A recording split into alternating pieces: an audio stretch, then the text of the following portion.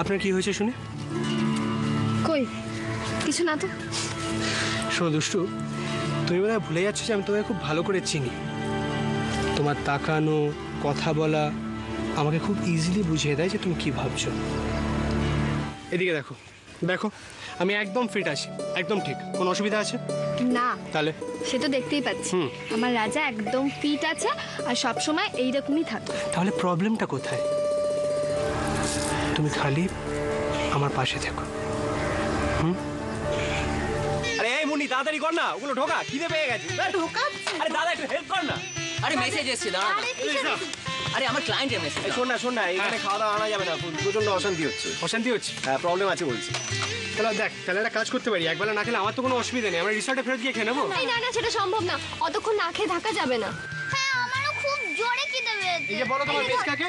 আরে বাবা কোনো প্রবলেম নেই, কোনো রকম প্রবলেম নেই। বাইরে অনেক ভালো ভালো খাবারের দোকান আছে, ওখানে নেমে আমরা খেয়ে নেবো। হ্যাঁ এইটা তুই ভালো বলিস দীপু, বুঝেছিস রাজা, এটাই ভালো রে। এখানে ওই থালা গটি বাসনের দরকার নেই, ঘটর ঘটর করে চল বাইরে চল। আমার সব হলে চলবে, খেতে দিলেই চলবে, আর কোনো অসুবিধা নেই। জিনিসপত্র কোটাও, চলো।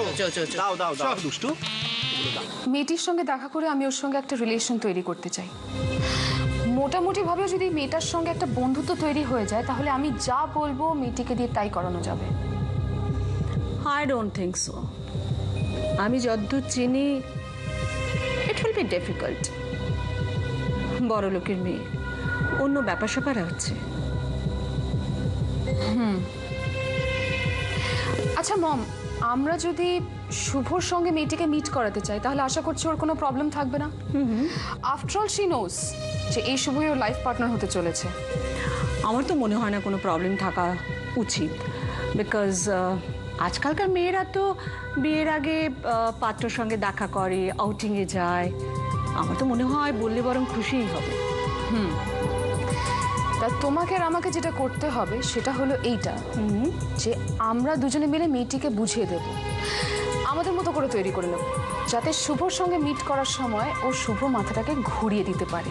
ওকে ফাইন, অ্যাবসলিউটলি ফাইন, কিন্তু আমাদের আরেকটা অপশনও ভাবতে হবে। আরেকটা অপশন? ইয়া, আচ্ছা আমাদের মেইন টার্গেট কি? মুন্নি আর শুভর বিয়েটা ভাঙার, তাই তো?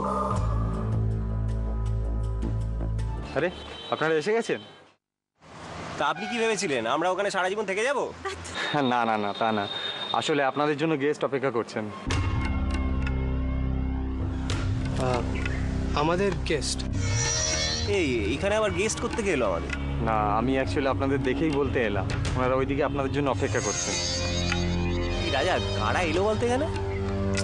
আরে মেজদা, তুই যেখানে আছিস আমিও সেখানেই দাঁড়িয়ে আছি, কি করে বুঝবো বলতো? আচ্ছা এখানে দাঁড়িয়ে না থেকে ভেতরে গেলেই তো বোঝা যাবে কারা এসেছে। চলো ভেতরে চলো। হ্যাঁ চল, ওখানে কি দেখা যায়। তোমরা তোমাদের যোগ টোগ সব ঠিকঠাক হয়ে গেছে তো? হ্যাঁ, সব ভালোই ভালোই মিটে গেছে। মা, তোমরা কাউকে কোনো খবর না দিয়ে চলে এসছো? তোমরা ভালো আছো তো?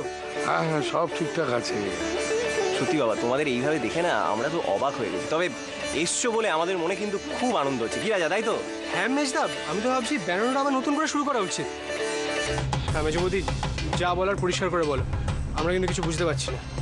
বলবো রাজা, সব বলবো, জলের মতো পরিষ্কার করেই তো বলবো। বেশ, তাহলে জলের মতো পরিষ্কার করে এবার বলো। মা, আমি অনেক দিন ধরে একটা রহস্য বুকের মধ্যে চেপে রেখে দিয়েছি। বাবা, কি ভুল কি ঠিক সেটা আমি জানি না।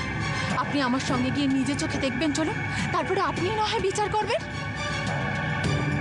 কিন্তু তোমার সাথে আমরা কোথায় যাব? কি আছেটা কি ওইদিকে?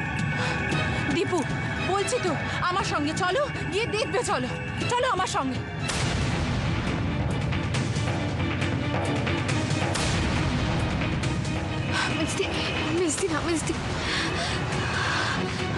তোমরা সকলে আমার সঙ্গে চলো, এসো। না মিষ্টি মিষ্টি